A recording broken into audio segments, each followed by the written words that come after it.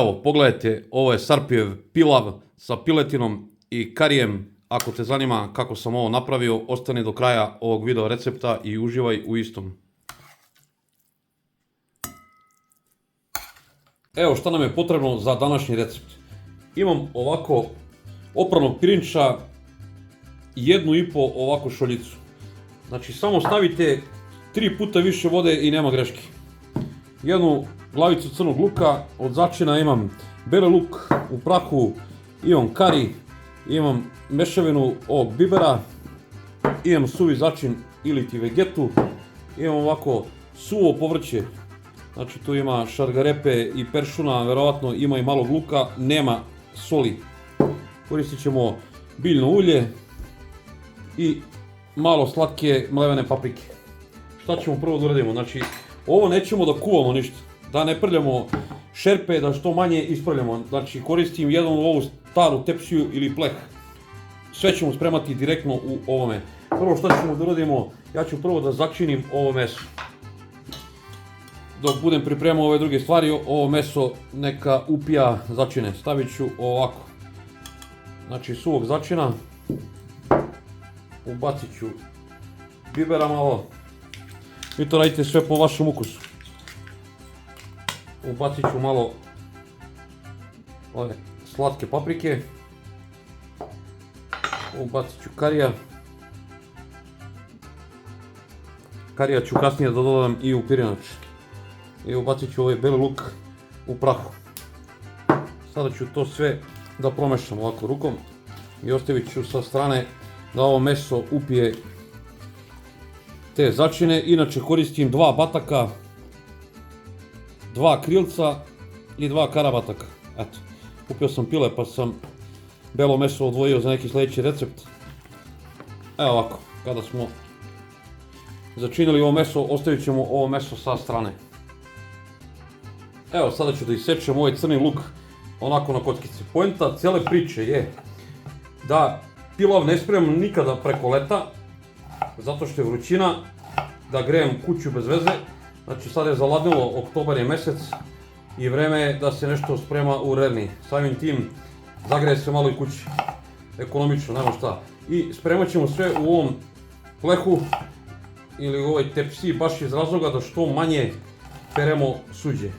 Znači što pre da napravimo, što manje da napravimo haos u kuhinji, da bi što manje kasnije gubili vremena na pranje posuđa. Znači nema potrebe. Evo ovako, iseckao sam ovaj luk na kockice, ne mora nešto mnogo tanko. Evo ovako.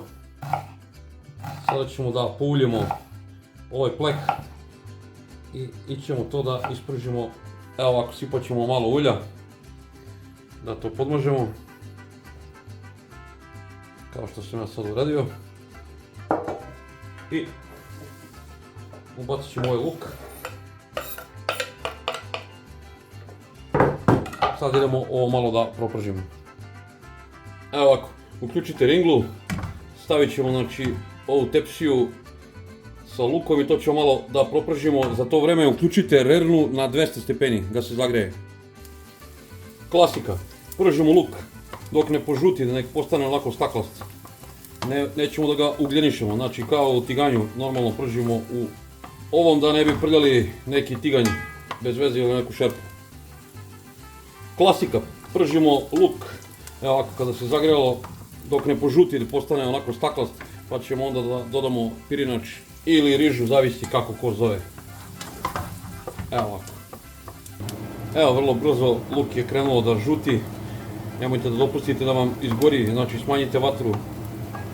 Ne smije da izgori, da se ugljeniše. Sad ubacite ovaj pirinač ili rižu i malo ćemo još da propržimo sve to zajedno.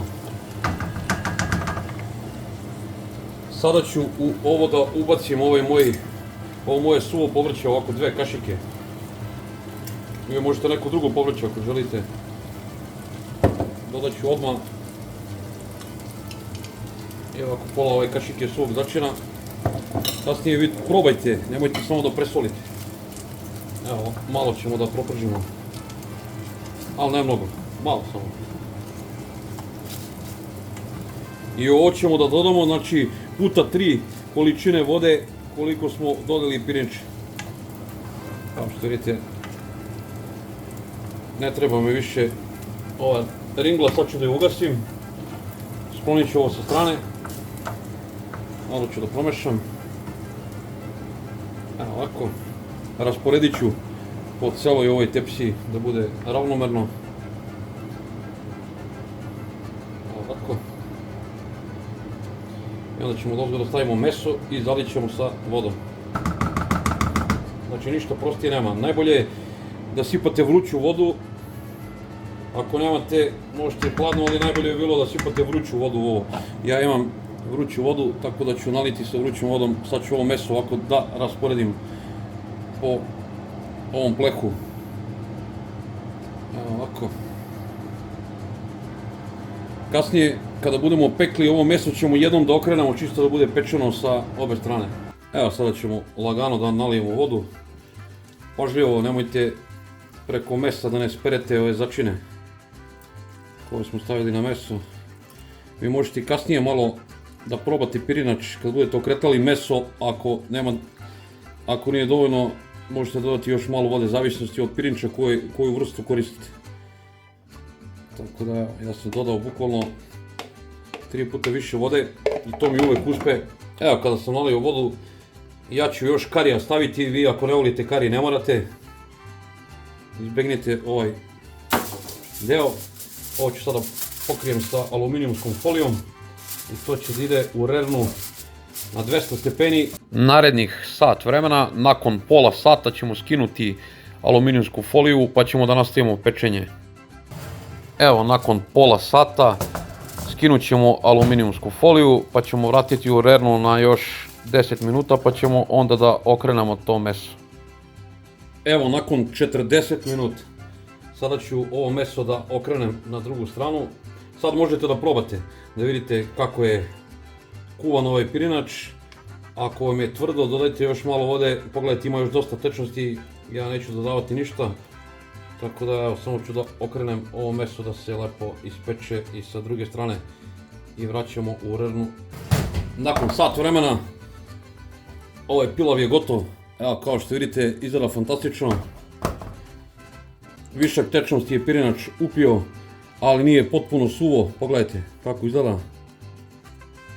Znači, pogledajte, meso je mekano, baš onako kako treba da bude spremljeno.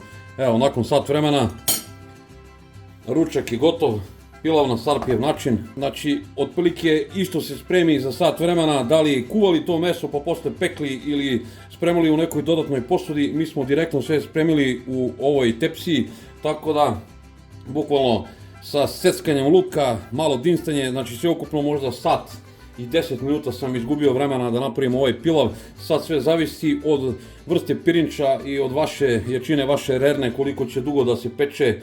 Ja nisam morao da dolivam vodu, probao sam, dovoljno je slano, lepo je spremljeno, tako da evo kako je ispalo. Ako vam se svidao recept, lupite like, komentarišite nešto, podelite ovaj video, zapratite, ako već niste, recite mi iz kog grada, iz koje države me gledate. Vidimo se u nekom od sljedećih video recepata. Puno pozdrava od Sarpija.